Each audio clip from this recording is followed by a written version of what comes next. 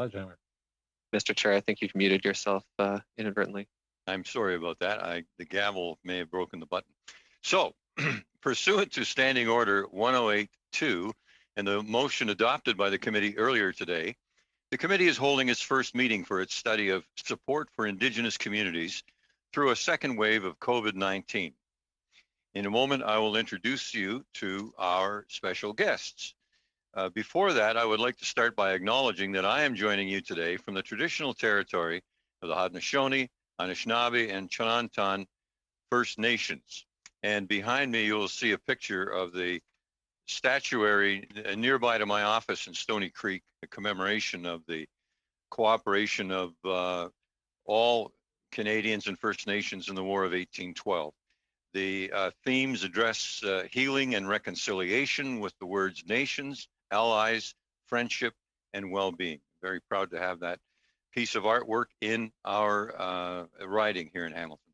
And now I'd like to welcome our ministers and officials, and we have the Honorable Mark Miller, the Minister of Indigenous Services, the Honorable Carolyn Bennett, Minister of Crown and Indigenous Relations, and the Honorable Dan Vandal, Minister of Northern Affairs. And Mr. Miller, I have you as our first speaker, and once again, we have 6-minute rounds. I'll try to be as careful as I can to stay to the time in order to get all of our question rounds in. Mr. Miller, the floor is yours. 6 minutes, please go ahead. Oui, bonjour. Good morning. Kwe. Good morning. You this evening from the traditional territory of the Algonquin people here in Ottawa. Mr. Chair, members of the committee, I'm pleased to join you today alongside, at least virtually, my colleagues, Ministers Bennett and Vandal. I also want to note the presence of Christiane Fox, Deputy Minister, Valerie Gideon, Associate Deputy Minister, and Dr. Tom Wong, Chief Medical Officer, Public Health, First Nations, and Inuit Health Branch. Members, as of October 26th, we are aware of 362 active cases of COVID-19 in First Nations communities. Since the beginning of this pandemic, we've recorded 1,254 confirmed cases in First Nations communities, with 877 recoveries and tragically 15 deaths. This number of active cases represents the highest number of active cases to date. In addition, I can report 28 confirmed positive cases of COVID-19 among Inuit in Nunavik, Quebec, and all have recovered. In the recent days and weeks, there has been an alarming rise in the number of active COVID-19 cases across the country, including Indigenous communities. We took a number of measures to support Indigenous communities at the onset of this pandemic. And as we face the second wave of this pandemic, we're taking stock of what we learned and applying those lessons rapidly. We know that when local Indigenous leadership is given the necessary resources, they are the best placed to successfully respond to a crisis with immediate, innovative, and proactive measures to ensure the safety of their members. The low case numbers experienced by First Nations communities in the first wave was evidence of this. What is clear now, however, is that the second wave has impacted Indigenous communities much harder than the first. As in the first wave, we've put together and put into place and ensured that the health and safety of Indigenous peoples is my and the Government of Canada's utmost priority. Alors que la pandémie se poursuit et continue à évoluer, nous nous assurons. As the pandemic continues, we are making sure that we can continue to provide mental health and support to Indigenous communities through the pandemic.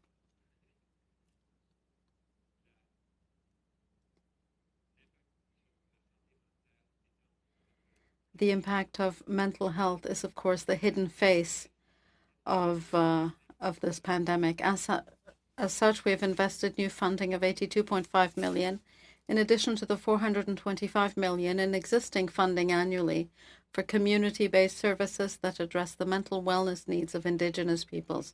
These services comply with public health measures available, with many telehealth or virtual options, such as the Hope for Wellness helpline, which is available in many Indigenous languages. We continue to work in partnership with Indigenous organizations and communities to support the adaptation of mental health resources and services managed by Indigenous communities, and will continue to do so throughout the pandemic and beyond it.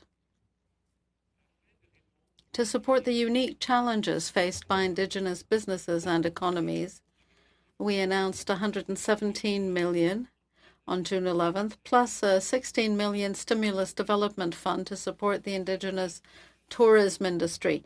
This funding builds on the $306.8 million previously announced to help Indigenous small and medium-sized businesses. We're also supporting elementary and high school students by providing $112 million to support a safe return to First Nation schools on reserve, in addition to the $2 billion being provided to the provinces and territories. And we are working to ensure the security and well-being of Indigenous women and children by supporting and expanding a network of family violence prevention shelters for First Nations communities across the country and in the territories. We continue to promote public health and safety measures and have, in collaboration with provincial and territorial governments, been actively evaluating and acquiring approved point-of-care tests to meet the needs of Indigenous communities, especially those in rural, remote, and isolated areas. As of October 19th, 70 GenExpert instruments had been deployed to enable access to rapid point-of-care testing by Indigenous communities across the country. In particular, Indigenous Services Canada nurses who are supporting Indigenous communities across the country to provide quality and culturally appropriate care, testing, contact tracing, prevention, and treatment during this pandemic. But I would be remiss if I were not to mention an emergency in Neskantaga that has been front and center in the last few days. The recent shutdown of Neskantaga's water distribution system is indeed alarming. My officials are working directly with the leadership of Neskantaga First Nation alongside partners such as Anishinaabe, INAN, and Madawa First Nations management to mitigate the situation and ensure the community has the supports they need until water can be fully restored. Yesterday, Indigenous Services Canada's lead engineer accompanied the Madawa technical team to inspect the community's water infrastructure and continue water sampling. Funding will be provided for immediate repairs as necessary, and efforts have been redoubled to address the issues with the distribution system and to support the community's new water system to completion. This funding is in addition to the recent $4 million of funding increase towards the project that aims to lift the long-term boil water advisory in that community, bringing the total investment to over $16.4 million. The construction of the community's water treatment plant is in its final stages, and we are optimistic that it will be up and running soon. We will continue to work with the community leadership to find immediate long-term solutions to this health emergency. And with that, I do look forward to taking your questions. Miigwech, Nakumik, Marcy Cho. Thank you. Merci. Thank you very much. And our next 6-minute presenter is the Honorable Carolyn Bennett. Please go ahead, Minister Bennett.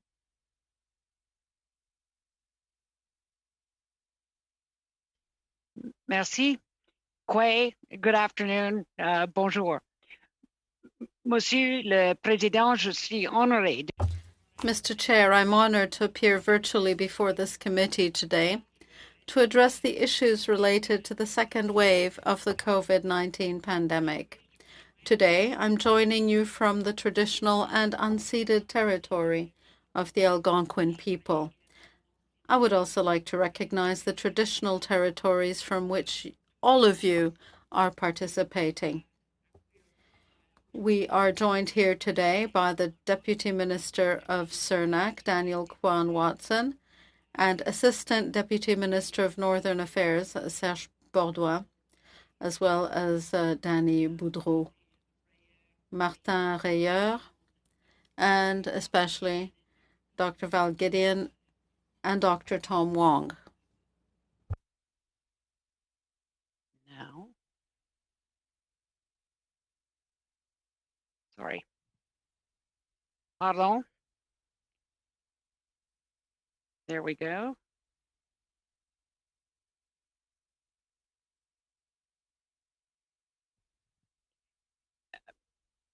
I firstly just want to thank and to Dr. Wong and Dr. Gideon, who really have briefed all three ministers almost every day since March, and that has been, I think, making us all feel better of how well we have worked together on this. But I do want to begin by honoring the memory of Joyce Echaquan as we work together to eliminate the racism that still persists in all our institutions. And I know as members of this very important committee, you are all working in every way you can to eliminate racism and ensure that all First Nations, Inuit, and Métis people are able to receive quality health care in dignity and cultural safety. From the beginning of the pandemic, our priority has been to ensure that communities were able to keep their people safe and had the supports they needed to be able to limit the spread of COVID-19. Longstanding social and economic inequities meant that Indigenous communities would be more vulnerable and could be disproportionately affected by COVID-19. Indigenous communities rapidly went to work to protect their people and especially their elders. They updated their pandemic plans and they executed them to truly impressive results. Indigenous leaders, as Minister Miller said, have demonstrated their incredible resilience in innovation and leadership. And during the first wave, as we've heard, the First Nations communities reported a COVID case rate that was about a third of the Canadian rate. As we face the realities of the second wave and increasing infection rates in Indigenous populations, we will continue to work with Indigenous partners to ensure that they have the resources and the support they need. I particularly remember the call with NA Chief, National Chief Norm Yakalaya, who championed and created the traditional on the land initiatives to keep his community safe. The program supported many families who would not otherwise be able to be on the land because of the financial burden of acquiring the necessary provisions. Other communities needed support to increase the security measures to enforce their bylaws and be able to protect their communities from the risk of outsiders. Effective leadership, collaboration, coordination is how we've been approaching this pandemic with Indigenous partners and how we are committed to moving forward. My department has had the responsibility of responding to the needs of the modern treaty and self-governing nations. And part of this collaboration with modern treaty and self-governing nations is through the Indigenous Community Support Fund. And our department was able to contribute $20 million in March to support the pandemic priorities in these nations. And we've since added an additional 10 million in August to make sure that they have the resources to keep their people safe as we go into the second wave. Our government also responded to the devastating economic impacts that COVID-19 has had on Indigenous businesses and communities through Minister Miller's department and Indigenous Services Canada, but also through the other government departments, but also as our department collaborates with the First Nations Financial Management Board, the First Nations Tax Commission, and the First Nations Finance Authority on additional measures to support Indigenous businesses and communities. We committed $17.1 million to provide interest payment relief for First Nations with loans through the First Nation Finance Authority, and will continue to work in close partnership with these institutions on their specific proposals and with a broad range of Indigenous organizations to ensure that we can build back better environmentally, economically, and socially together. It was also important for leadership that they wanted to make sure their members understood how to access supports like the Canadian Emergency Response Benefit and the Emergency Wage Subsidy, Employment Insurance System, and the Canada Recovery Benefit. In closing, I can assure you that the top priority of our government during this difficult time remains the safety and the physical and mental health of all Canadians, including First Nations, Inuit, Métis, and their communities. I look forward to your questions. Miigwech, Marci Nakumik, thank you. Merci beaucoup. Well, that was perfect, but that'll have to do. 6 minutes exactly. Thank you so much, Minister Bennett. And I have Minister Vandell as our third speaker before questions. Minister Vandell. Thank you, Mr. Chairperson, Mr. Chair. Kwe Tonshi, bonjour, and greetings. I want to begin by acknowledging that I'm speaking to you from my office in St. Boniface, St. Vital, Treaty 1 territory, the traditional territory of the Anishinaabe, Cree, Oji-Cree, Dakota, Dene, and of course the homeland of the Métis Nation, and a city that is now home to many Inuit. Monsieur le Président, j'ai le plaisir de Mr. Chair, I'm pleased to appear before the committee today with my colleagues to give an update on the situation of the second wave of COVID-19 in the North and to contextualize what the Government of Canada is doing to assist Indigenous communities and all Northerners during the COVID-19 pandemic. In regular contact with territorial premiers and First Nation, Inuit, and Métis partners across the North. With the resurgence of COVID-19 we've seen in recent weeks, we are continuing to work with all partners to ensure the health and safety of all Northerners, including taking necessary measures to respond to COVID-19. The number of cases of COVID-19 in the North has been limited, very limited. And that's not by accident. I commend the leadership and the hard work of the territorial governments and the Indigenous leaders who are keeping their communities safe during this pandemic. We recognize that remote, isolated, and northern communities have unique needs, and we continue to work in collaboration with territorial governments to prevent and to respond to COVID-19. In April, we provided the territories with more than $130 million of funding to address the immediate health, economic, and transportation priorities related to the pandemic. From access to health services, supporting businesses, supporting individuals, to the continuation of the supply chain through air supports and greater subsidies on essential items, we are taking actions to help Northerners when they need it the most.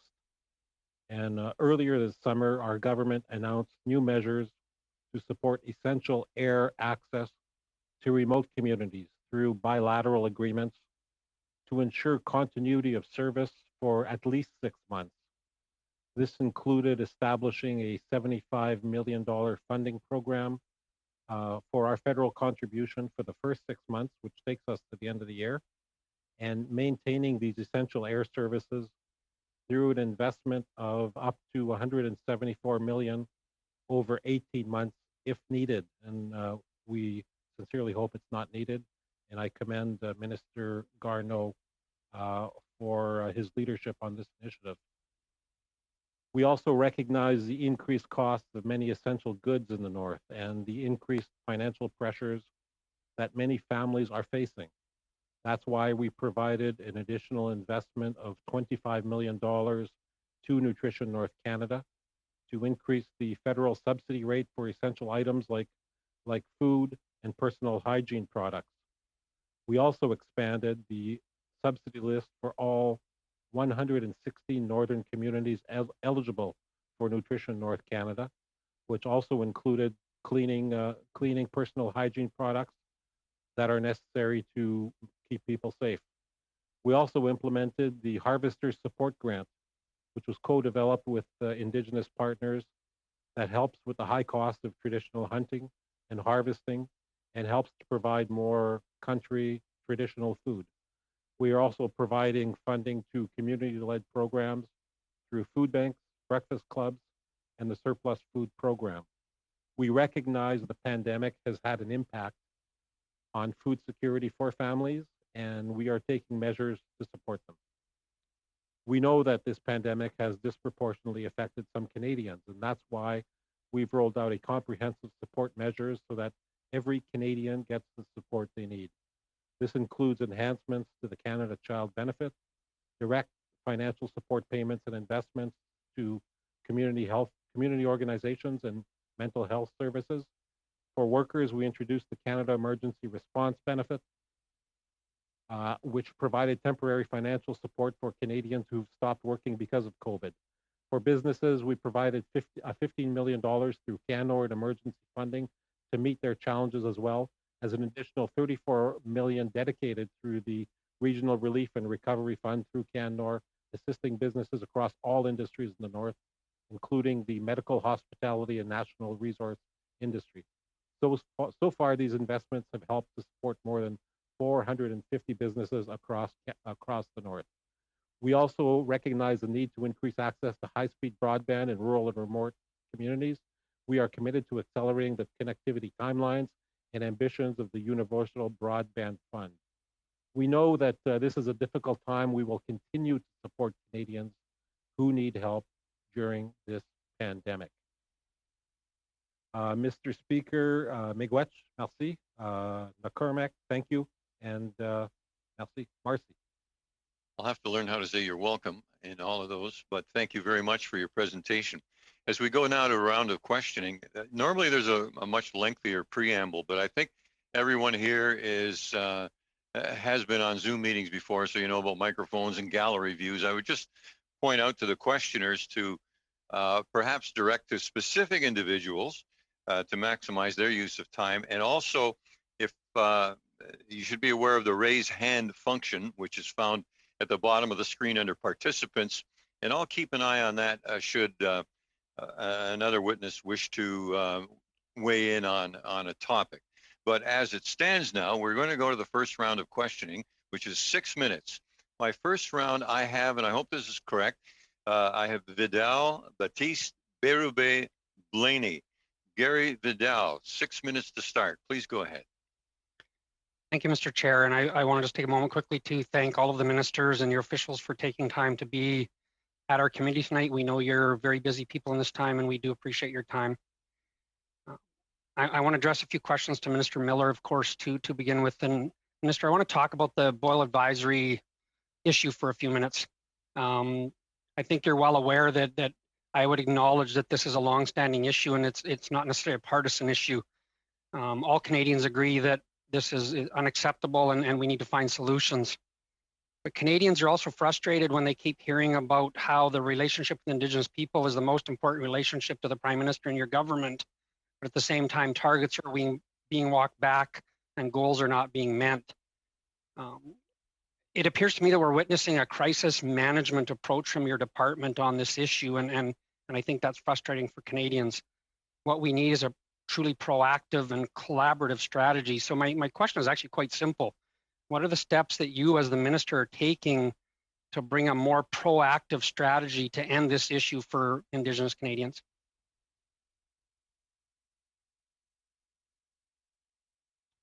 Well, thank you, MP Vidal, for that critical question, which indeed is key for all Canadians and Indigenous peoples living in Canada.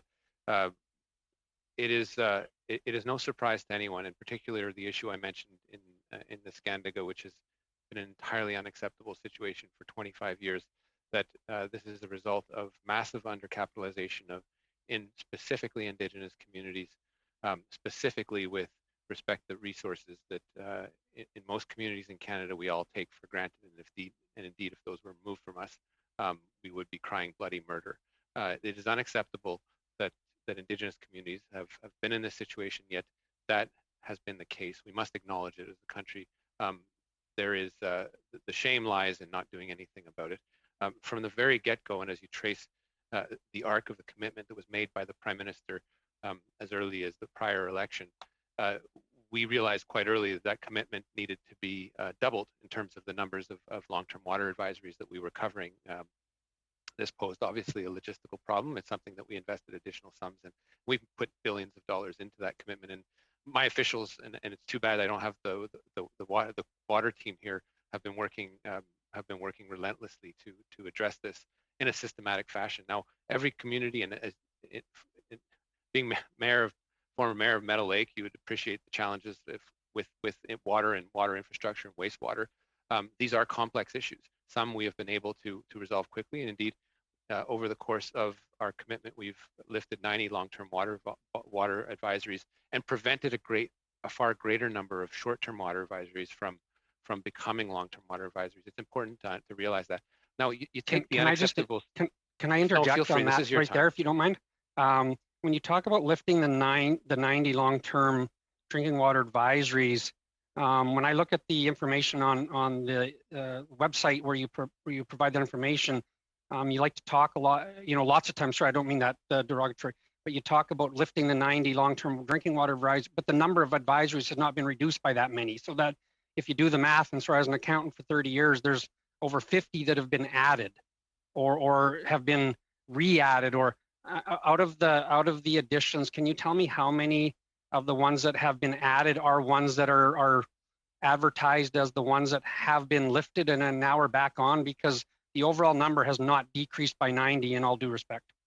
Well, quite clearly on this, MP Vidal, some that were short and have become long are actually less problematic in terms of lifting. There are some ones with longer builds that, the case at hand being the Scandiga, that have taken some time and are quite complex. So I would put to you, without generalizing, because it's very important not to generalize, that the ones that have been added to the number, and at some point we should take some time to walk through this, and perhaps the time allotted is not enough. But those ones are ones that we are cautiously optimistic will be lifted in relatively short order. Now, and you talked about the website, about it being not updated.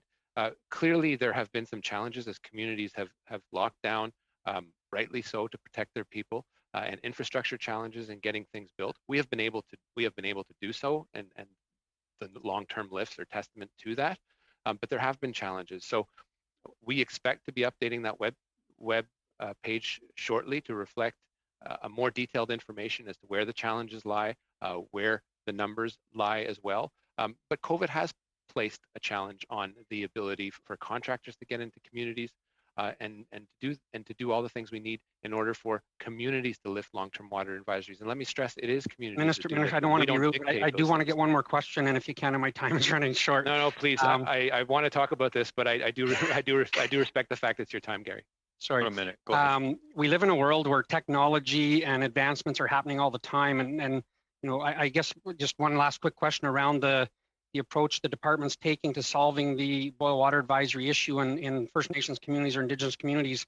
Can you identify any kind of new technology, any kind of investigations that are being done in new approaches? In my time as Sask Water Chair, there was all kinds of new technology happening all the time. Could you identify any specific things in that manner that your department's doing to advance this cause? Very quickly, Minister, sorry. Well, we always work with communities to work with any solutions that we work in partnership with them for their needs in their communities. Now, some of these plants are state of the art and reflect the highest technology that is available. Obviously, that requires training and a long-term commitment. This, I think, I was getting to the end of in my point, is that we need to be with Indigenous communities for the long run, and that's what we will be. It goes way past any deadline in spring 2021, but for a much longer time to come. And communities, as a matter of trust, are asking us to do that, and we will be there for them. Hence the statement in the speech from the throne from the Governor General. Thank you, Minister. And now for our next 6-minute questioner, we have Mr. Baptiste. Jaime, please go ahead. Yes, and I think that's an important topic, and I want to give Minister Miller enough time to finish his comments around water, because as a Mi'kmaq person who lives in a Mi'kmaq reserve, I woke up during this summer without water, and I know that has a extreme effect, and I've been under water boil advisories and not known, unfortunately, until my son reminds me. So I just wanted to give you a chance before I get into my question to finish off that piece that, as you were unfortunately rushed kind of through it in the last questioning. Well, I guess my point to conclude, MP Baptiste, is that communities have asked us, and it's a matter of trust building and confidence building that is always in question, to be with them in the long run. And the speech from the throne underlined not only the critical infrastructure deficit that COVID has laid bare in Indigenous communities, but the need to build that trust and to be with them in the long run, far past any deadline that the government has fixed, and in partnership. And you and I participated in a great announcement for the Atlantic Water Board. The name escapes me, and First Nations Water Authority.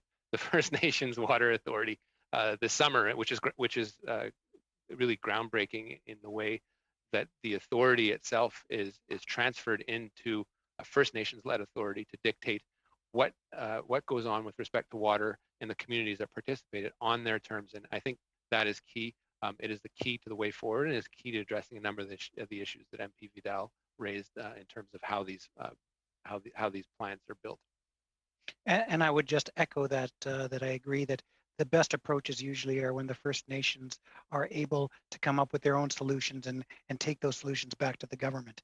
I want to pivot now to just a little bit about COVID and the first wave. We were very successful in the Atlantic of keeping it away from the Mi'kmaq and Maliseet communities that we have in here. And I want to thank the ministers for their work on that. You know, we're looking at the second wave, and while it's slowly progressed its way towards the Atlantic, which has been the Atlantic bubble that has been successful, I was really saddened to hear that the Mi'kmaq community of Listugush now has its second confirmed case. And with the interactions between families in the Mi'kmaq and Maliseet throughout the over 35 communities in the Atlantic, I'm wondering, how is the government working with communities right now to flatten the curve, and what can individuals do on their part in these communities to stay safe during this second wave? This is an excellent question, and the reason I raised the alarm with respect to the number of active cases is that we have seen a resurgence in Indigenous communities, and it's following in lockstep with the second wave that's happening all over Canada. What we've seen is a drop in vigilance. It's understandable as the economies open up and as we take a more surgical approach to how we deal with COVID. We've learned about how this virus acts and reacts, but we still don't know everything yet. What we know is that when we trust Indigenous communities and we trust in their decision making and accompany them every step of the way, the things that they do, Indigenous communities take pandemics very seriously. They've been through many of them with fewer advantages that in non-Indigenous communities we all take for granted. That has worked. There's basic quote unquote shutting down of communities, taking the public health authority, lifting up the doctors and nurses in the community and letting them dictate the public policy, which is so key, as we've done at a federal level, to making sure people comply, showing leadership across the board. This has shown incredible results, including in nations with alarming spreads at the beginning, at the onset, where communities have stepped up. Basic hygiene messages have been enforced and reinforced. Testing, tracking, and isolated, even in conditions that would be unacceptable in non-Indigenous communities, situations of overcrowding, which we all know well as a committee, including in jurisdictional challenges like La Loche. But we do know that where we have seen alarming spreads is where people let their guards down. Emotional events like weddings, funerals, religious ceremonies. And the key in here is not to judge, to ensure that we're getting all the information we can to work in lockstep with communities and make sure that that crucial aspect of tracking and isolating is done without judgment and done effectively, so as to isolate, separate, and eventually completely stamp out COVID. This works. It's proven to work, and Indigenous communities have shown the way.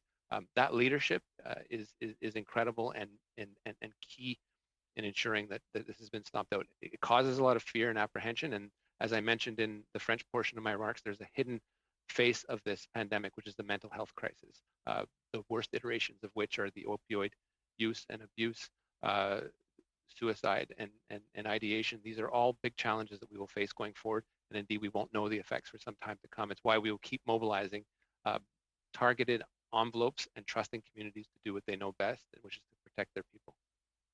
Thank you. What time do I have, Mr. Chair? Half a minute, 30 seconds. I'd just like you to comment a little bit on the education funding that was rolled out in the fall, how it's been received, has it rolled out, and are the First Nations communities that are under self-sectorial government authorities like MK getting that as well? Just 5 seconds, sorry. It's okay. It's okay. It doesn't paint the complete portrait of Indigenous education in Canada. Obviously, there's some interweaving with the provinces and territories, but the announcement that the Prime Minister made was targeted specifically to institutions on reserve with some exception. But again, I want to make this point that ISK stands ready to help as we trace the course of the pandemic to help kids in Indigenous communities with their needs. And Thanks, Minister. Feel free to reach out. 6 minutes now. Madam Berube.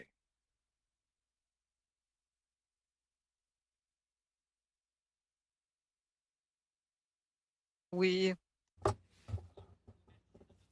Thank you, Mr. Chairman. I'm on the traditional territories of the Algonquin, Anishinaabe, and Cree.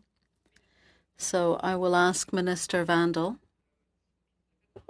after what he said recently, you said that you're providing over 130 million in funding to meet the territory's immediate needs in health and transportation relating to COVID-19. But we know that there have been restrictions on travel, and lockdown has made it necessary for many air carriers to reduce or interrupt service because they cannot cover their operating costs.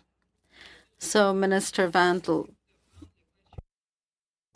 what measures will you take to help northern carriers now that the emergency funding period is done?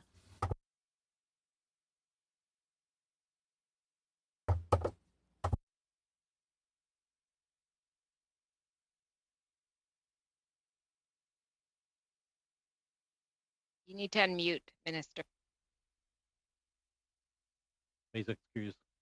Une très bonne question. My apologies. That is a very good question. I know that in April we announced at least 130 million rather, for the north, including the territories. That included 17 million for air services, air transport. We realized it was a good beginning, but that it wasn't enough. In working with the Office of Minister Garneau, we were able to announce another 75 million for the air industry until the end of this year. That includes all airlines serving Ontario, Manitoba, and Saskatchewan in the north, and to some extent, I believe, Quebec as well. That 75 million will take us till the end of the year.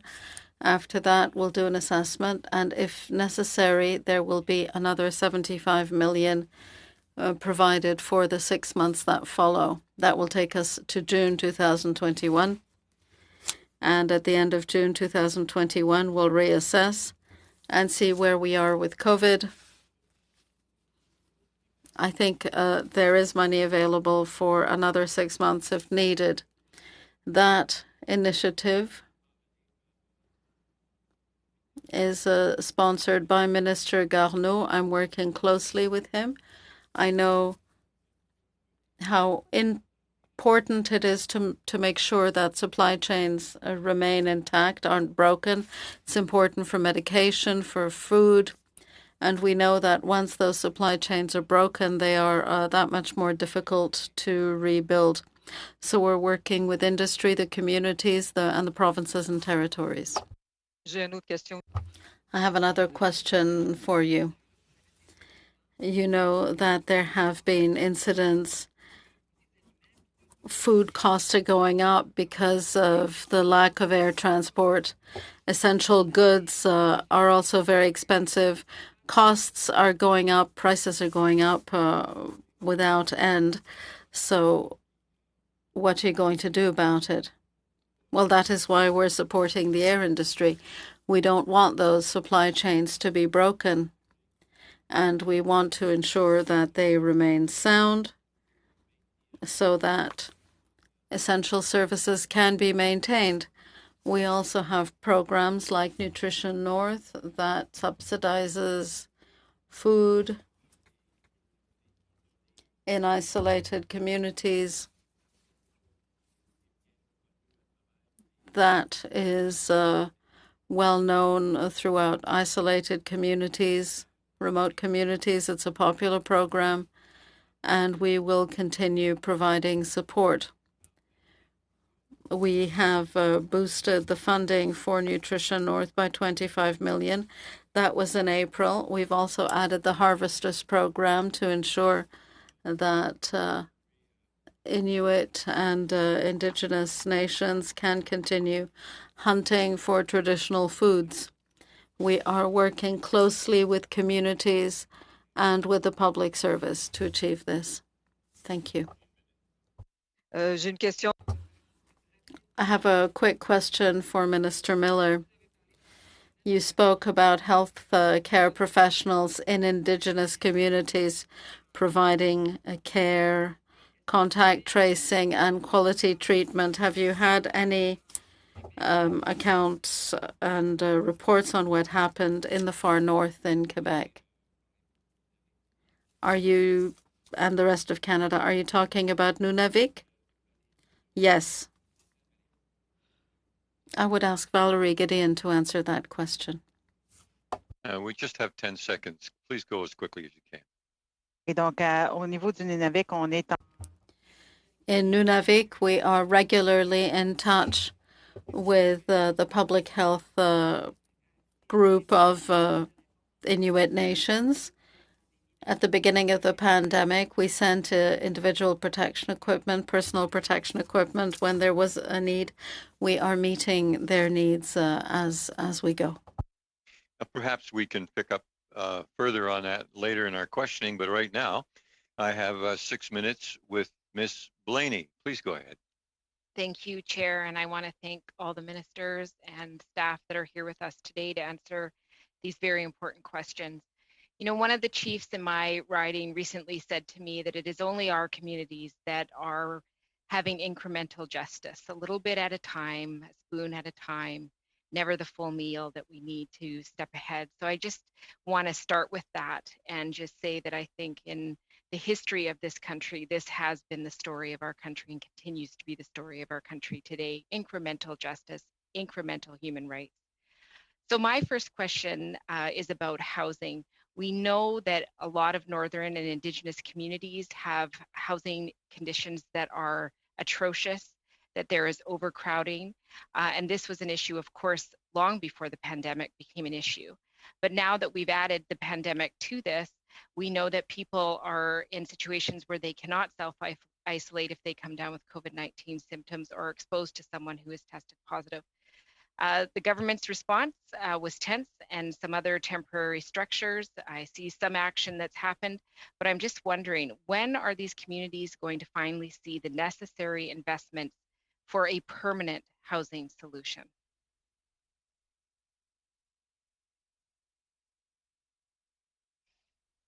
I suspect the question is to me, or perhaps that would be Minister? great. Okay, thank you. Thank you, MP Blaney, for the question.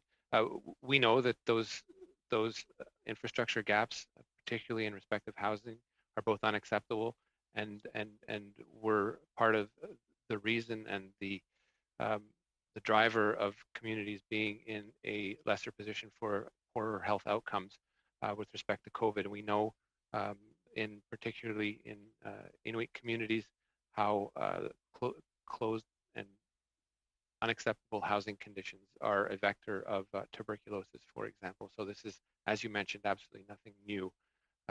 Clearly, as we looked at what was in front of us as we faced a historic pandemic, was that fact. And I note that you mentioned tents.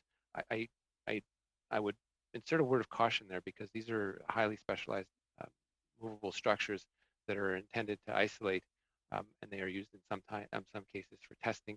They are adaptable for the winter up to -40. They have been a critical resource for some communities in terms of their COVID response, along with the repurposing that we've done of certain buildings in response to their pandemic plan needs. Now, I do agree with you that these are unacceptable conditions that First Nations, Inuit, and Métis communities, for that matter, face. This has been laid bare by COVID once again. That is why the Prime Minister, or rather the Governor General, mentioned as much in the throne speech in 2020, which was focused on the inequities that were laid bare by the COVID pandemic. We are in a response to COVID mode, and so clearly the safety of people in communities and their priorities need to be met. I am fully aware of this. We have an undertaking in government to close that gap by 2030. The question I think we all need to pose to ourselves is should we be doing that much quicker? And I would answer that for my own purposes in the affirmative. Well, thank you for that. And again, I'll just mention that timeline in incremental justice. My next question is for Minister Miller and Bennett. I've had two serious outbreaks in my riding in Indigenous communities, one in Tla'amin, which is treaty, and one in Namgis, which is non-treaty. And I just want to do a big recognition of the amazing work of former Hagus Clint Williams and Chief Don Svanvik, who worked so hard in their communities to address those issues, and of course recognize that we did lose one elder. I'm just wondering, from your perspective, what were the lessons learned from those communities, and how are we going to move forward in addressing when those types of communities across Canada are hit, knowing that one is treaty and one is non-treaty? Perhaps I can take the small moment afforded to me to speak to really the excellent work done by First Nations Health Authority, which really is an example for all of Canada, and it exists only in BC, but they have really done some amazing work to ensure that the resources that we have at our disposition are deployed, are mobilized in conjunction with the government of British Columbia to ensure that communities stay safe, but also to respect the cultural sensitivity and lens that needs to be applied to this, and it actually saves lives. And the loss of any person is a tragedy, and particularly an elder. But the work that's been done in those communities has really been an example, not only to other Indigenous communities, but also to all communities in Canada. And I think if we looked at some of the measures and the seriousness with which those communities have taken and responded, we might, I would propose, have a better approach nationally. I actually am inspired by some of the work that's been done, and particularly the leadership shown by FNHI, Minister Bennett. In just 15 seconds. Yes, thanks for that, because I think that as we were communicating with the modern treaty and self-governing nations right from the beginning, it was clear that they had their own priorities, but their own way of doing things, and that so it was up to us to provide them with the resources they needed to respond. And then in the Friday calls that went on, have gone on really since March, they've been sharing best practices, wise practices with one another, but our job is to get them what they need, and that's what we've been doing. Thanks very much for that round of questions. And now, just to reset, we were about 9 minutes late with the audio technical issues. I'm going to ask the witnesses if you're able to stay so that we can complete the second round of questioning, which should take 25 minutes. So is there any problem with Ministers Bennett, Vandal, Miller, and continuing on with the questioning? I know that our time schedule said 7:30, but we were, unfortunately, due to technical reasons, late getting started. So can we press on with the second round? Seeing no no's, I'll say, okay, good. The second round of questioning, I have the 5 minutes with the Conservative and Liberal members, 2.5 minute questions with the Bloc and the NDP, and 5 Conservative Liberal.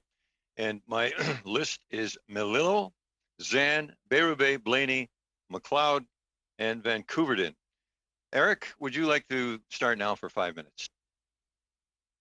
Thank you very much, Mr. Chair, and I thank our witnesses, the ministers, for being here. I trust you all, you and your families all are doing well and healthy during this time. I would like to direct my questions to Minister Vandal, and as the minister knows, and as the minister noted, tourism is a large part of the northern economy, whether it's the northern provinces like my riding or across the 3 northern territories as well. And tourism is also a catalyst for other economic activity, whether it's support for retail stores or restaurants, and many other aspects. So I was disheartened when many seasonal operators and tourist operators had trouble qualifying for a lot of the business support that was announced with a lot of the rigid criteria. So I'm wondering if there was any sort of consultation or consideration of seasonal businesses when these programs were designed, and if so, why was it not reflected in the programming?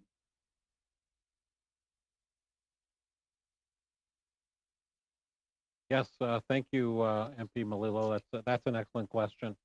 And when I talk to the MPs from the north of Bagnell, McLeod, and Kekak, it's often mentioned that tourism is something that has really taken a hit in the north, and that's just a natural byproduct, I think, of keeping borders closed, and especially the big operators who go on the excursions in remote areas have been hit very hard. I know that through CanNor, which is in Minister Jolie's portfolio, we've provided $15 million to CanNor for emergency funding to meet their regional challenges, as well as an additional $34 million through the RRRF Regional Relief and Recovery Fund to help businesses all across of all industries across the north, including the medical, hospitality, and natural resource industry. I know that in spite of this, the tourism industry is in deep distress, and consultations and discussions are ongoing with the Deputy Minister of Tourism of CanNor, who's actually... Thank you, Minister. If I could just ask another question, just for 5 minutes. Yeah. I'm wondering if you have, or your department potentially has, a sense or an estimate of how many businesses in the north were not eligible for the programming that they applied for. I don't have that answer right now. Perhaps the Deputy Minister Watson has some information on that. No, Mr. Chair, having not managed that program, that information is with CanNor, and so we don't have direct access to it. Okay, thank you very much, Minister. I recognize, obviously, these programs had to be rolled out quite quickly, and there wasn't the potential to have this broad-based of a consultation, as I'm sure you would have liked. But our party, all opposition parties, and many government MPs as well, actually brought forward many proposals to change programming and flagging issues, whether it's businesses who didn't use a business account, or Indigenous businesses who were tax exempt on reserve, and many different reasons that they weren't able to qualify for the support. So I'm wondering if, Minister, if you could provide some insight into why it did take so long for some of these changes to the programs to occur. Well, I think first of all, it's important to understand that our government from the beginning, from early March, has been consumed with trying to take care of the needs of Canadians, individuals, and businesses through this pandemic. Public servants have literally designed programs worth tens of billions of dollars and rolled them out very quickly.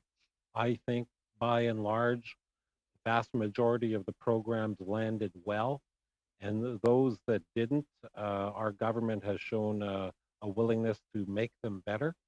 And having said all that, it's still not perfect. There's still a lot of work to do.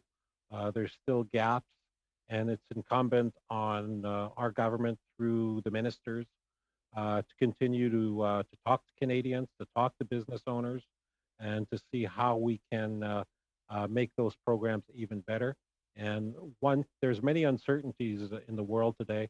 One certainty we do have is that our government will be there for Canadians throughout the pandemic. Thanks, Minister. That's the time. And our next speaker is Lenore Zan for 5 minutes. Please go ahead, Ms. Zan. Well, thank you. Thank you very much, Willalan. And I am on the unceded territory of the Mi'kmaq, the people of the Dawn here in Nova Scotia. I'd first like to acknowledge that thank you very much for acknowledging the importance of the terrible residential schools that were so burdensome to so many First Nations people. This summer, the Shubenacadie School has been made a national site so that we do not forget what happened there. And I have to say that so many Mi'kmaq people suffered, and it becomes then, of course, generational trauma and suffering that goes through all the families. And I think that this is a very important step towards truth and reconciliation, and coming together to accept and take responsibility for what the Crown has done in the past and what we don't want to do in the future. And I'm curious when, in fact, we will be introducing, for instance, the United Nations Declaration on the Rights of Indigenous People, because I believe that this once again will reconfirm our commitment to ensuring self-determination between the First Nations, the Inuit, the Métis, and how central that is to our nation-to-nation Inuit Crown and government-to-government relationship. And I'm just wondering, Minister Bennett, would you like to address that issue? Thanks very much. And I really do believe that the tabling of the UN Declaration on the Rights of Indigenous People and the legislation that will have as a floor the bill that passed through the House of Commons, Romeo Saganash's bill, and got unfortunately held up in the Senate, that we will be able to table that this fall. Minister Lametti is just finishing the engagements that are necessary to do that in the Technical Advisory Committee, and we look forward to do that. But I think, as you know, that the UN Declaration was part of Bill C-91 on languages, part of C-92 on child and family, that we are already acknowledging that how important that declaration is for us to be able to move forward and seeing and explaining to people that the UN Declaration is not scary. This is the way forward for certainty. Well, I really appreciate hearing that, Minister. I think it's so important. And in my discussions with Mi'kmaq people here, we are all very keen to see that happen, and we believe it is the right way to go. You know, here in Nova Scotia and throughout the Atlantic, I believe the First Nations have proven really time and again the power of partnership through initiatives. And I'm thinking about the Atlantic First Nations Health Partnership, for instance. And I am very encouraged by the strong First Nation engagement in this co-management structure that's enabling them to improve their community's health. One issue that I do find keeps coming up, though, is mental health and people who are struggling with mental health. Of course, this will also involve things like addictions, but it also involves depression, anxiety, suicidal, cutting, these kinds of things. And I keep hearing from a number of people in my community that when they go to the hospital, sometimes they're just sent home, no matter how many times they cry out for help. One young man was sent home with some sleeping pills a couple of years ago, and he committed suicide. He hung himself, and it's just so sad. He was a firefighter, First Nations firefighter, and he was also like a champion kickboxer. So what can we do to help, and what are we doing to help with mental health issues and supports for Indigenous peoples across Canada? Who would like to answer that? Well, in a minute. In a minute, I would like to take much more time to do this question service, because as I mentioned in introduction, this is the hidden face of this pandemic, and it is something that existed well before.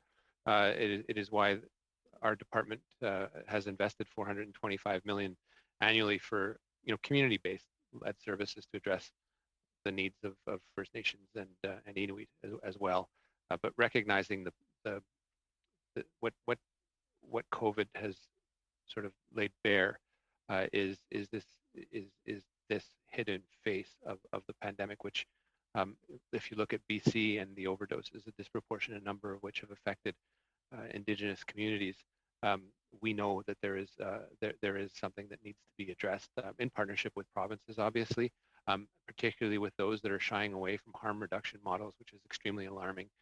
It is why, obviously, in August we announced another $82.5 million to address over the next 6 months of the pandemic, and we will be there every step of the way if more supports are needed. We will not be able to quantify the impact of this for a very long time, as you know, as it manifests itself over time. But I do appreciate this important question and your advocacy on this, Lenore.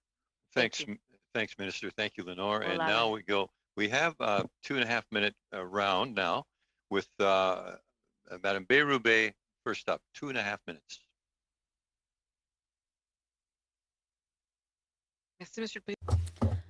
Thank you, Mr. Chairman.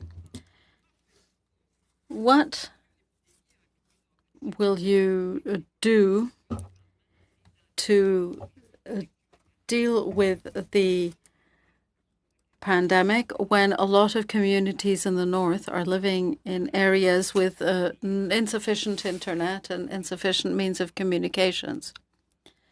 We do communicate with health networks and communities, with nursing stations, with local leadership.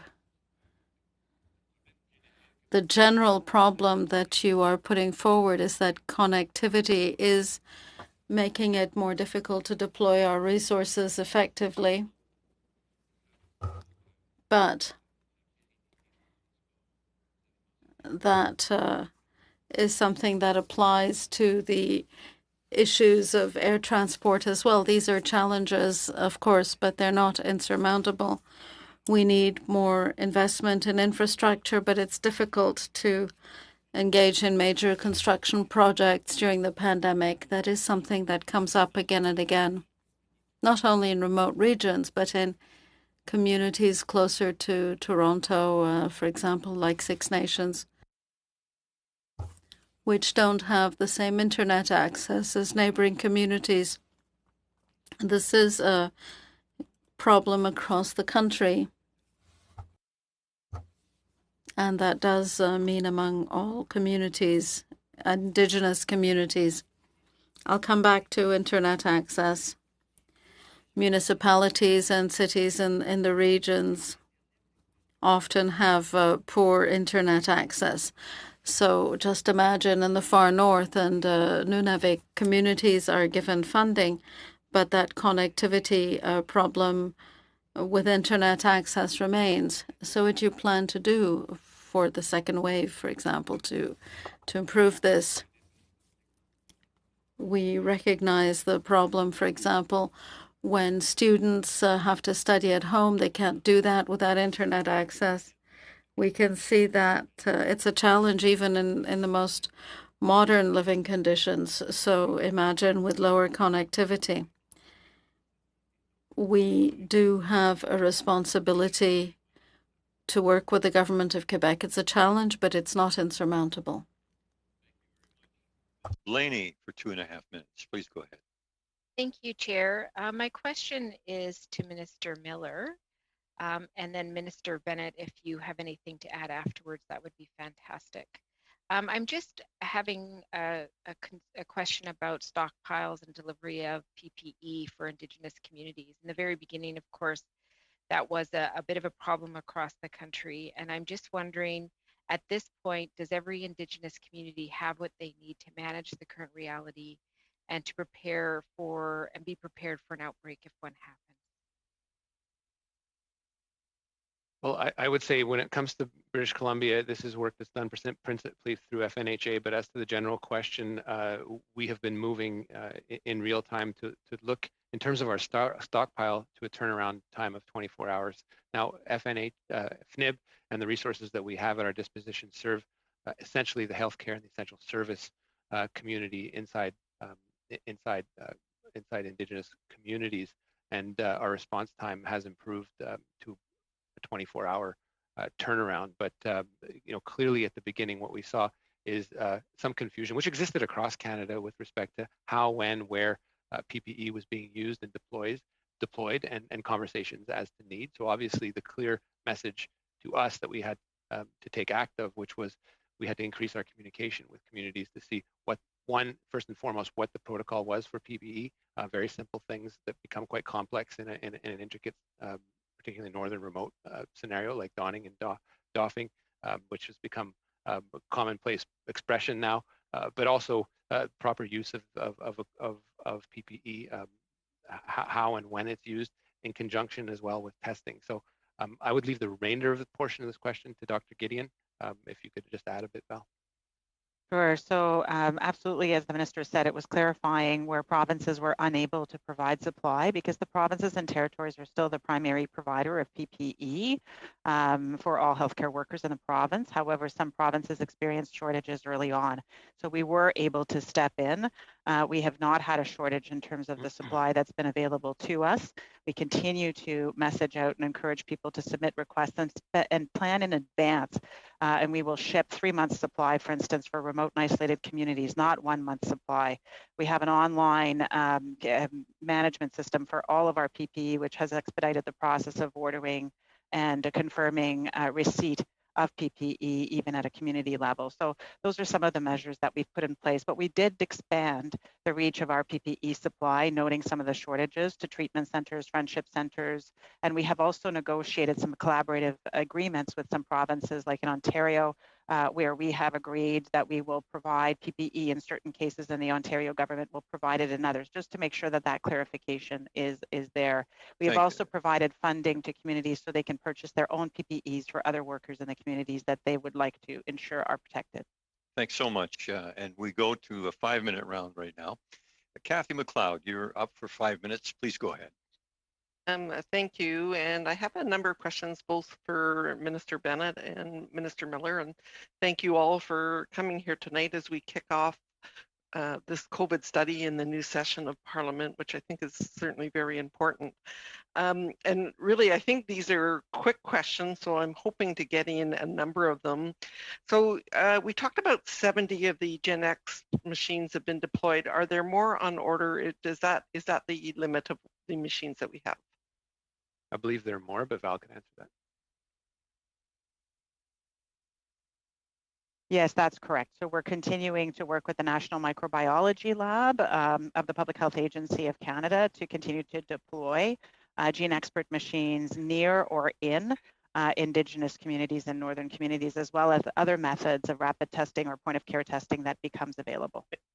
So I would really appreciate if we could have a list of where they're deployed currently and how many have been ordered. My next question is for Minister Bennett. You're responsible, as you indicated in your comments, in terms of the COVID response in modern treaty and self-governing First Nations. Is there any barriers in terms of the deployment of these particular machines to the communities that you are supporting in their response? Has the focus really been on the ones that Indigenous Services is supporting? We have, in terms of the stockpiles, all of the things that actually have been managed by the provinces, that to be truthful, Kathy, at the beginning, some of the self-governing nations, modern treaty nations, didn't really know where to go, and that was what we had to clear up right at the beginning, that they could go to the province, and if the province didn't have it, that we would back that up, as we will with vaccine. Okay, that'll be the same thing. But in terms of Gen X machines might be deployed right now in those communities that you're focused on the response with. Yes, we will look at the list, but certainly in terms of some of the land claims like Nunavut or the people that we consider part of modern treaties and self-governing nations, yes, we will, again, where there was a need, the machine was sent. So my next question is, we all know that staff tend to often fly into these communities, and I can give you an example. Real life, I keep in contact with former staff, and they have their tests when they go in, and they take care of their communities, and sometimes they're allowed to see patients, but they're self-isolating with the exception of seeing patients, and it is now taking 14 days, or it has been in the past taking 14 days for them to even get a response. So my guess my first question is has there been transmission from healthcare workers flying into communities who are in a quasi take care of patients but quarantine? Has that actually, because certainly as you might imagine, that is not best practice, waiting 14 days for a result in terms of someone a healthcare worker going into a vulnerable community. I'll leave Well, that to. And just as an update to your prior question, MP McLeod, we actually have 77 Gen Expert machines that are deployed. What I would say is that one of the lessons we learned from H1N1 is that we didn't want nursing staff or people going in and out on an emergency basis from communities themselves become vectors, particularly in situations where obviously they're in there to care and to help. This is why we have quite an elaborate protocol, whether it is isolating before they go in or other methods to accommodate any specific scenarios. But this has been a huge logistical challenge, which has included charters as well. And so we're conscious of this. In terms of specific examples of nurses becoming themselves vectors, I suspect you mean that they were not themselves infected solely and then prevented, but then were infected and then spread. I would defer to Val or Dr. Wong to answer that, but it has, based on all the briefings I've received, been exceedingly rare. There's been no such cases at all in nurses flying into communities because of the very extensive, elaborate procedures that they had to go through. So is it still the case? I know of some very specific examples in the north where staff have a test when they fly in and provide care and wait weeks for the results of that particular test. Is that something that you're aware of that is still happening frequently? Very briefly. I can't speak to your example without seeing the specific facts, MP McLeod. Okay, we'll leave it at that. Perhaps there could be a reprise on the question from staff later. Right now, the final question to the minister goes for 5 minutes to Mr. Vancouverton. Thank you, Mr. Chair, and thank you to the ministers for joining us today, and thank you to a couple people who subbed in as well for this this extraordinarily late meeting this evening. Grateful to say that I am joining you on the sacred territory of the Mississaugas of the Credit First Nation, and I'm grateful again to be re-engaging on this important work. My question is regarding friendship centers and how we are caring for Indigenous people in urban and suburban settings. I know that my colleague and friend MP Pam Damoff has recently just engaged with a local group in Halton to discuss this.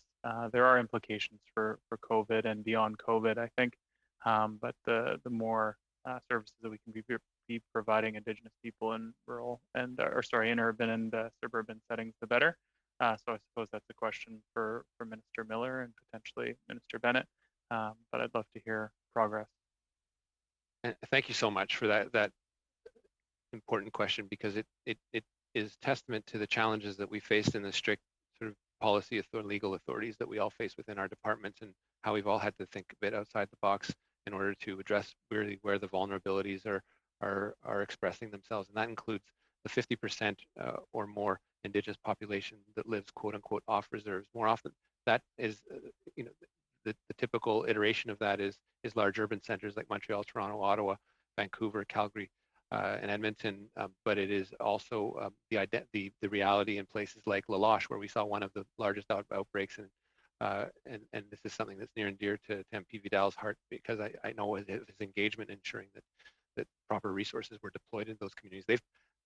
We acknowledge that challenge because those vulnerabilities exist, but when you're talking about intricate overlapping jurisdictions, obviously there's an execution challenge in the delivery of healthcare, which is primarily and exclusively in those cases the jurisdiction of the provincial or territorial governments.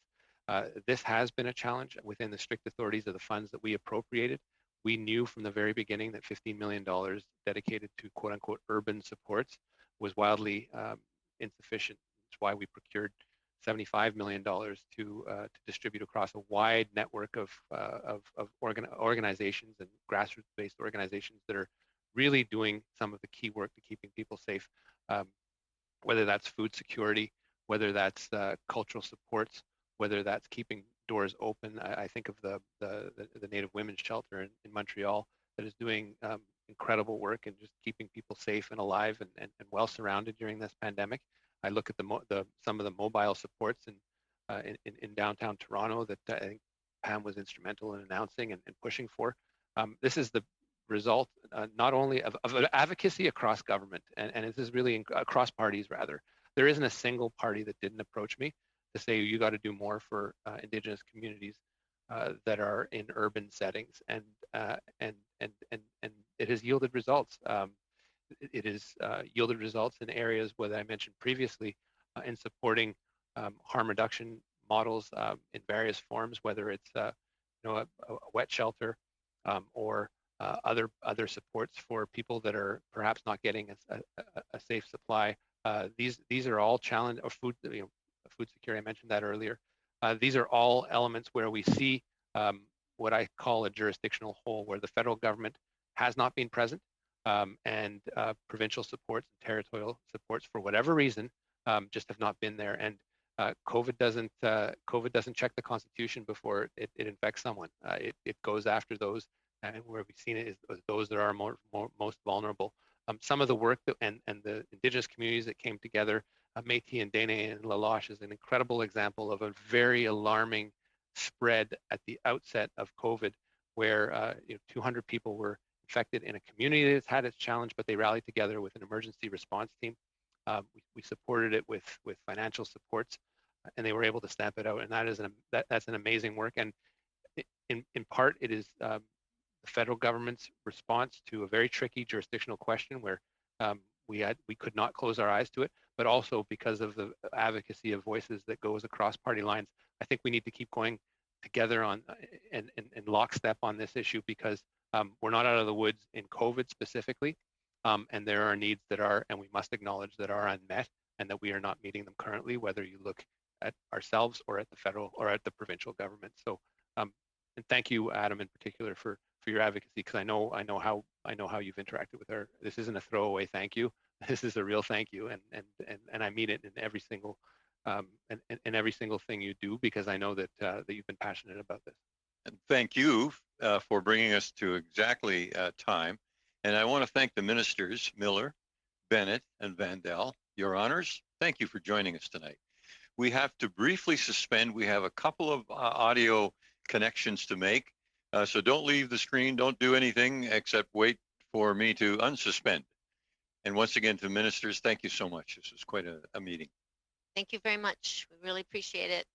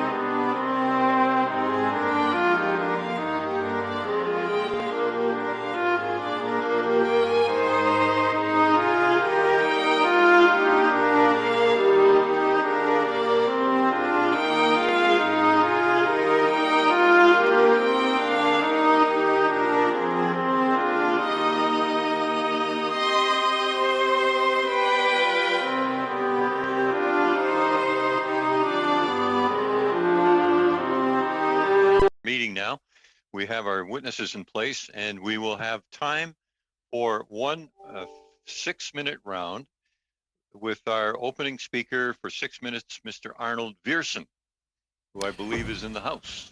Thank you, Mr. Chair. Yes, I am. I'm in Ottawa today. Trying this out in person. I thought I'd keep the clerk company, although we are still sitting far apart from each other.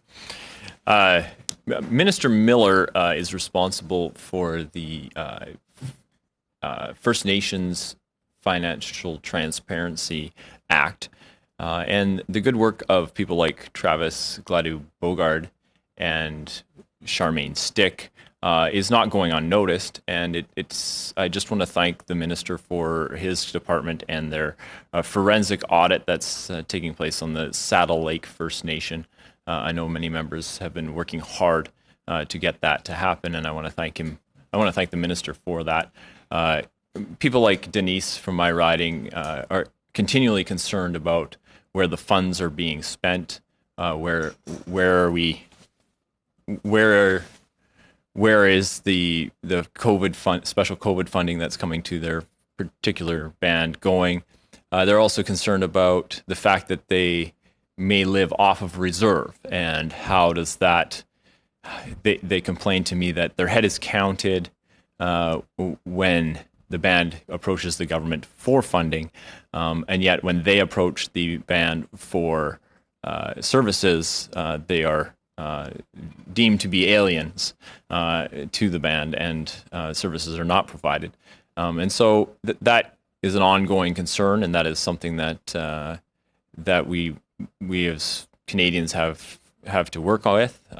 The Indian Act is something that we're concerned about, and that all of us are working to repeal the Indian Act. And one of those things has been for the government to divide the departments into two. I'm glad to see that that division seems to be underway now, and that even though when I was looking for the Financial Transparency Act, it still says Northern and Indigenous Services on the internet. So I'm not exactly sure when that's going to be fixed, but we're hoping that that'll be fixed soon. And I guess I'm just wondering, and I'm not exactly sure, I know that it's Minister Miller's department that's responsible for that. I'm just wondering, how is it going with the enforcement of the Financial Transparency Act?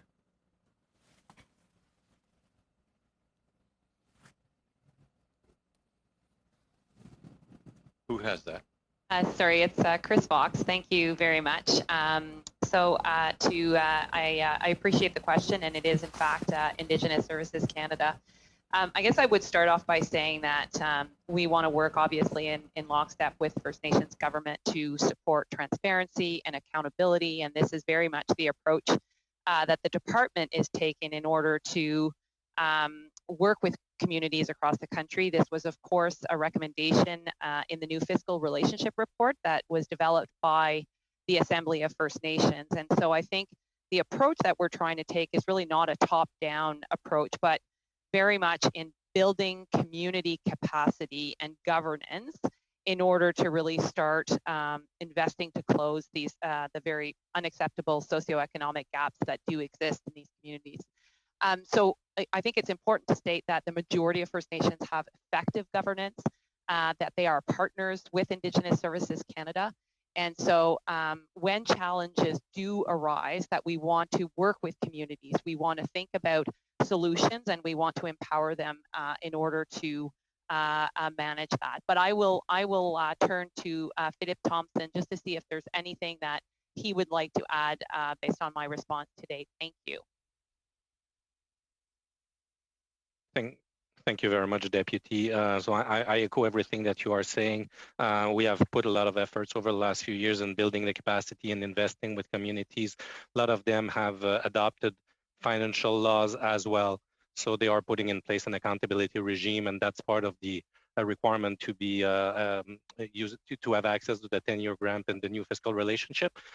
So I think that there's a balance to strike between reporting and accountability,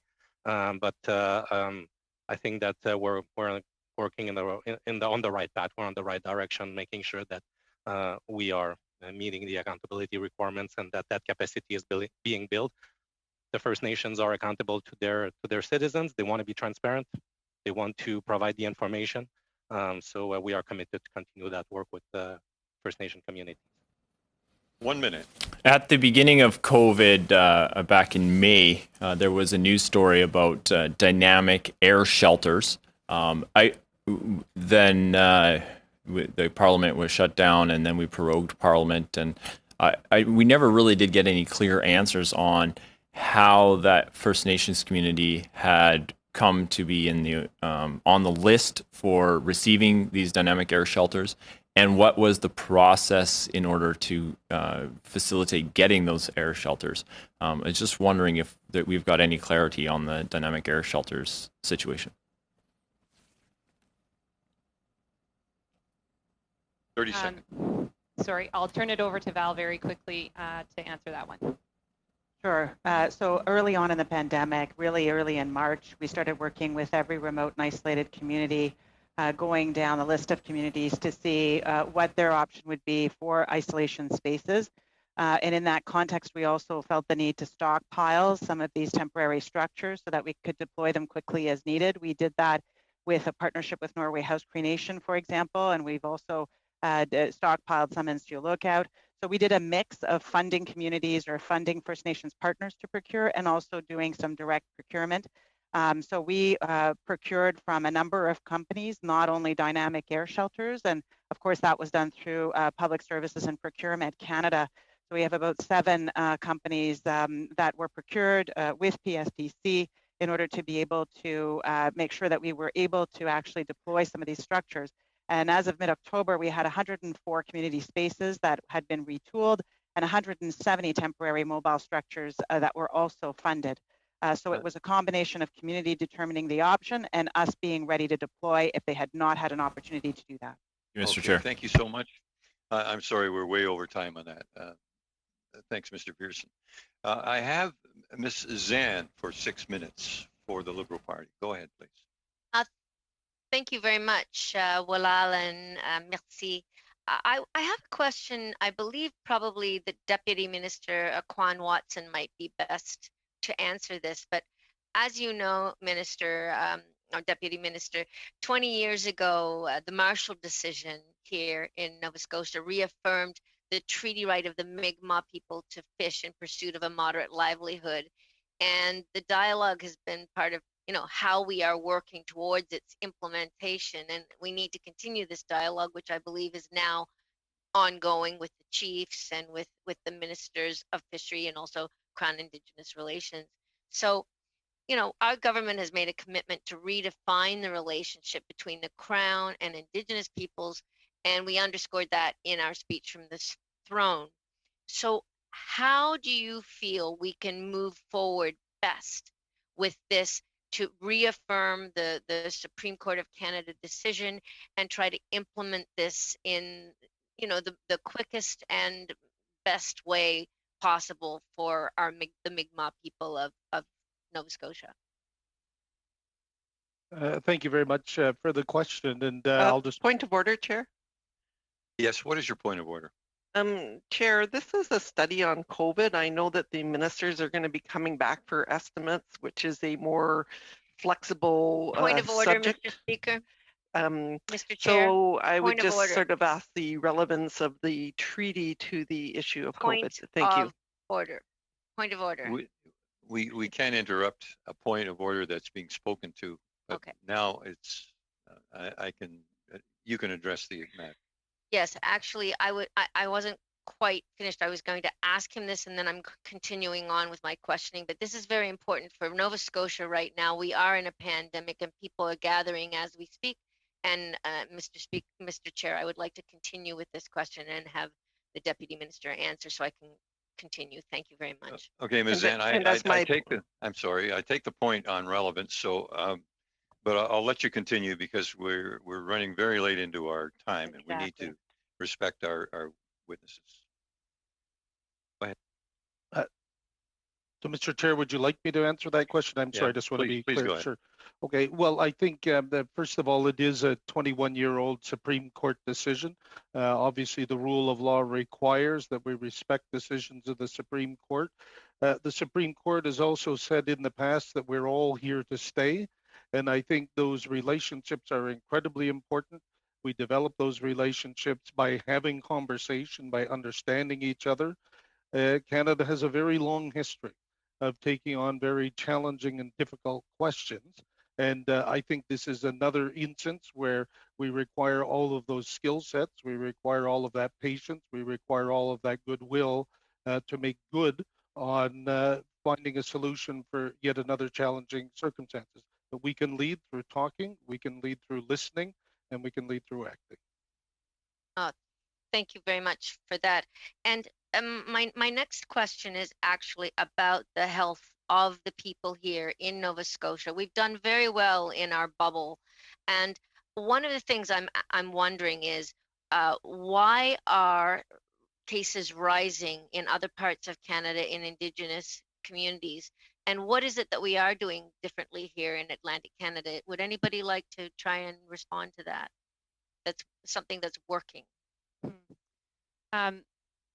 Maybe I'll start and then I'll turn it over to Dr. Wong. I think what I would say is obviously we are paying very close attention to what's happening in the rise in cases. I think that the nimbleness and the outreach that was done at the early onset of COVID and the constant communications with communities puts us in a good position to be able to respond, to be able to be nimble as a department, and really think about the unique and innovative ways that we can help communities. I think that obviously the Atlantic bubble has contained the case count to a certain extent. We are seeing numbers rise, as you noted. Ms. Fox, could I ask you, just lowers your mic a little bit. There's a bit of raspiness to it. Just bring it down. That's fine. Is that a little bit better? Okay, thank you. But I'll turn it over to Dr. Wong to talk a little bit more about the state of affairs in Atlantic Canada. Thank you.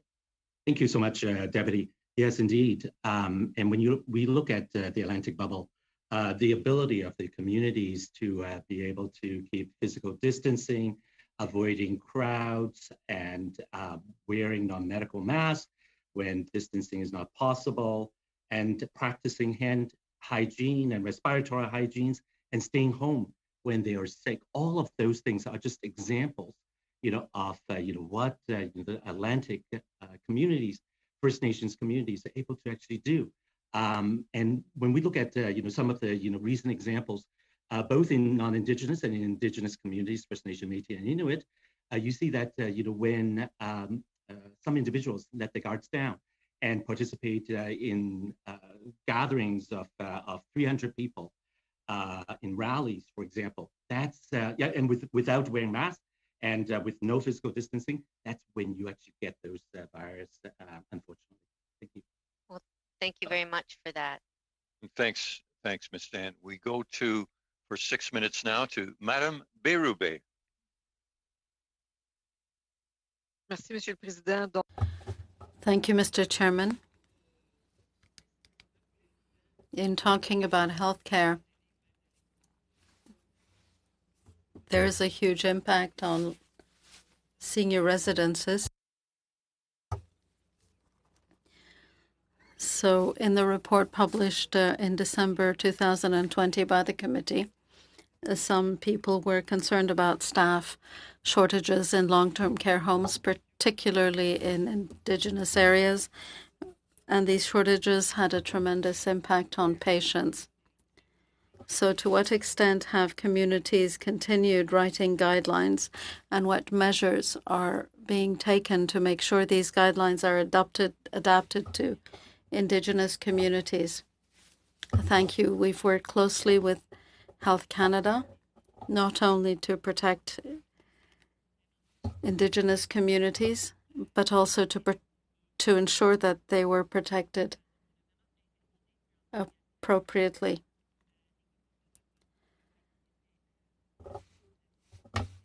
The sound is inadequate for interpreting. Indeed, for the guidelines. Can I get some direction on the sound? Is the level too low? What's going on with the sound? It was cutting out. It's very low, and it was very difficult to follow her. You know, I'm clear. Just I one just moment. wanna- I'm going to Okay, confer with Ms. technical Fox, staff. it was fine for a while, and then for some reason it dropped out again. So do you want to try to conclude your remarks and move on? Thank you very much. Indeed, you know, for the guidelines that you know, we've been supporting, you know, to actually produce, one of the things that in collaboration with Indigenous partners, one of the things that, you know, we are seeing with those guidelines, you know, is the successes, you know, that's happening in First Nations communities. During wave one and up to now, there is, you know, no outbreaks in long-term care facilities, you know, with COVID. And that a lot of that has to do with the strict, you know, adherence to those guidelines, you know, and supporting and protecting the elders. And we look forward to, you know, supporting communities to use those guidelines in order to actually you know, make sure that they protect the elders in long-term care facilities in the north, unlike what's been happening in the south, and to continue the successes in the north. Thank you. Merci beaucoup. Madame Béroui. Aussi, quand on parle des employés des établissements. When we're talking about employees in long-term care homes in Indigenous communities, do they have enough PPE?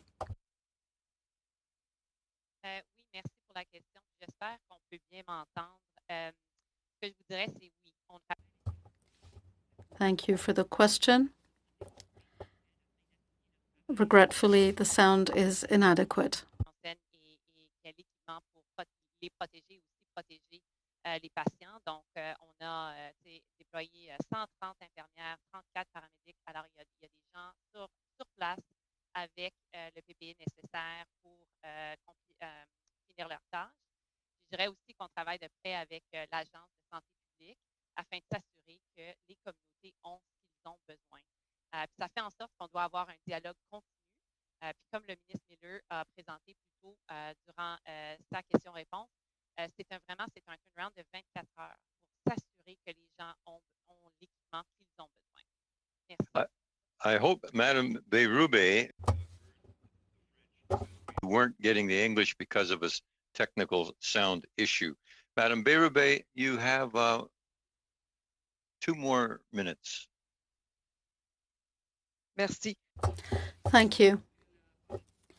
Given that the COVID-19 pandemic also has an impact on the provision of culturally adapted services in Indigenous communities, do you have accountability procedures in place for the second wave? We've gone through the first wave. Do you have reporting mechanisms that will focus on the needs of Indigenous communities? Dr. Gideon will answer. I hope that my sound is good.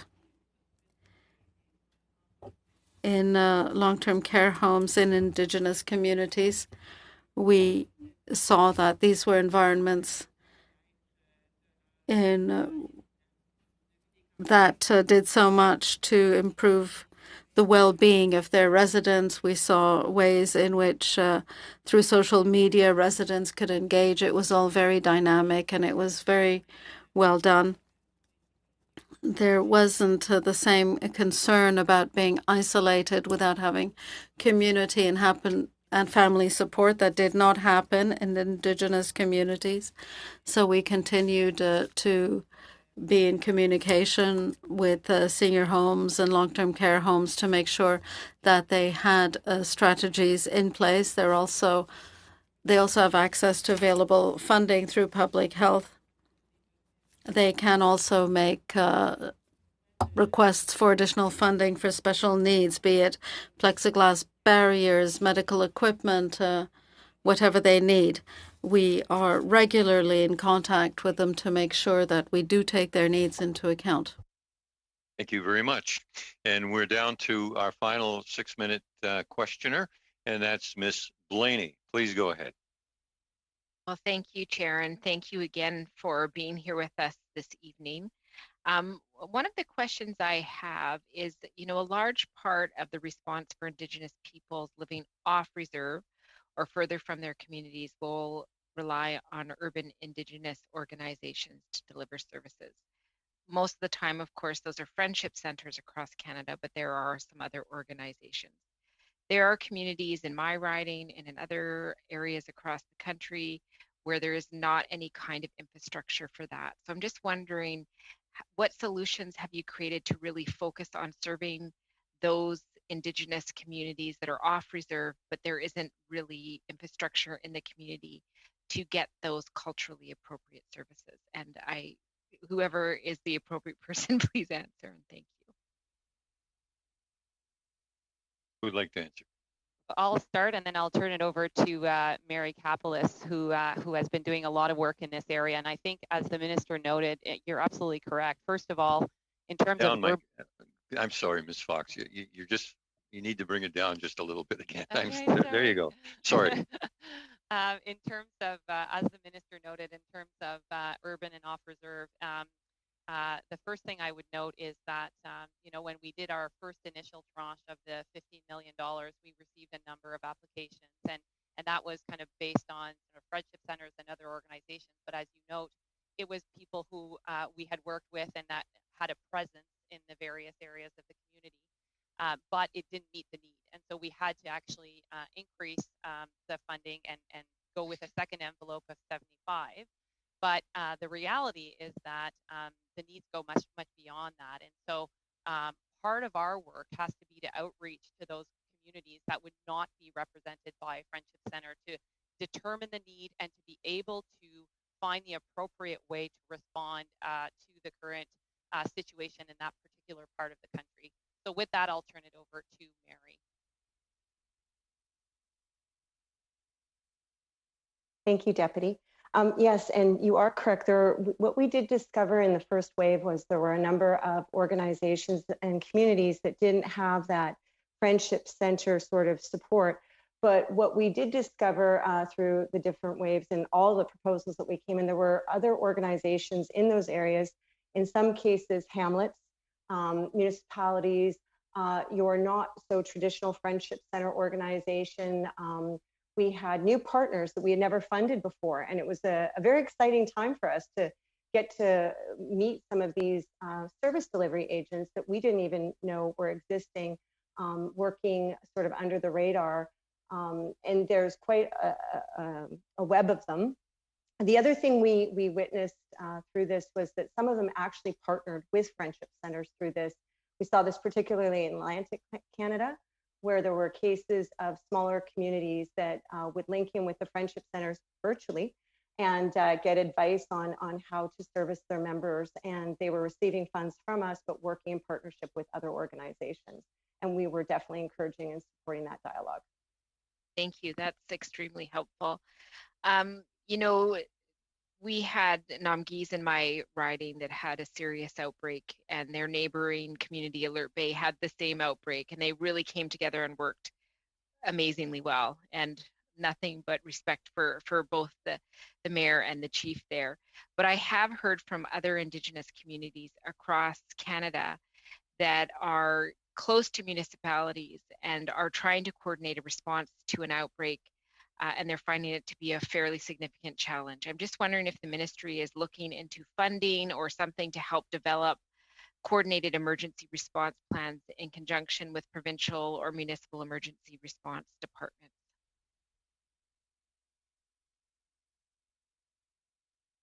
Absolutely. I think there has been some investments in the past around emergency management and around sort of how we can support communities. But beyond that, there's the department is looking at sort of enhancing those kind of emergency response funding agreements that we have with communities across the country. And I think that we have to work in partnership with municipal governments, with provincial governments, with territorial governments, because obviously all need to be sort of utilized and deployed when a situation occurs, whether it's COVID or whether it's fires or flooding or all of these issues. So I think the answer to the question is absolutely we are doing that, and we are investing more into these types of programs and working with Indigenous communities to develop them. Okay. Do you have any examples of of places that there has been a challenge that you've seen success? Because I feel like I've heard from some communities, I don't want to name them, but is there any that you're seeing some development that was blocks? Because that's what we're hearing. I mean, in my writing, like I said, they work together seamlessly. They really were collaborative, but that is not always the case. And so I'm wondering, is there actual investments to encourage those things to, those two different groups to come together and make plans? Yeah, absolutely. So the annual budget actually went from 64.9 million, and since budget 2019, there's actually new funding that brings the funding to 211 million. So there are investments being made, concrete steps being taken to encourage that. And my last question is just on rapid testing. I know that some communities are having a hard time working with their provincial counterparts to get the testing that they need. And I'm just wondering if there's been any work done on that. Well, you need a rapid answer. Dr. Wong. Hey, yeah, there's indeed a lot of work. We're working with Indigenous communities together with the National Microbiology Lab in order to access more and more of these rapid tests in remote and isolated communities in particular. Earlier, you heard the minister talk about 77, the gene expert equipment, being deployed. In addition to that, over the next couple of months, there's new technology, including the Abbott ID Now and PenBio as well, and there will be many more being acquired and deployed, to more Indigenous communities in the north. At this moment, we are very excited about those opportunities, not just the deployment of those machines, but also the tests, as well as the training to actually do the testing, as well as biosafety and quality assurance and quality control. As the chair, I would really like to thank everyone. We got off to a bit of a rough start because when the previous meeting runs over, it runs into our time, and then the technical issues, which we managed to get through. So thank you for your patience, and also for the volume and wealth of information that you're able to share with us. We really appreciate that, and hope we'll have more opportunities in the future. Also, thank you to those of you who were not heard from tonight, and for Ruby Sahota for sitting in and hopefully gaining something from our wonderful INAN committee. Before I sign off, I'd like to ask the clerk what we need in order to complete our business for the next meeting, which is scheduled for next Tuesday. And I believe that means supplying witnesses for the study. Mr. Clerk, do you have any instruction? Yes, witness lists would be due this Friday. There was a discussion earlier about inviting some specific organizations to appear for the Tuesday meeting outside of those witness lists. That came from Mr. Ananda Sangari, who is unfortunately not with us right now. But I can confer with you and the analysts to make sure we know exactly what organizations were being referred to, and with the agreement of the committee here and now, we can make that meeting happen so that we're not limited by our witness list deadline. Okay, so we will circulate among everyone the issues that you brought forward and the potential for other witnesses so that we can safely and comfortably get our next meeting underway, which will be, once again, next Tuesday at 11 a.m. Do I have the correct information? Yes, that's correct. And so with that, I will once again thank everyone for being with us, and this meeting is hereby adjourned.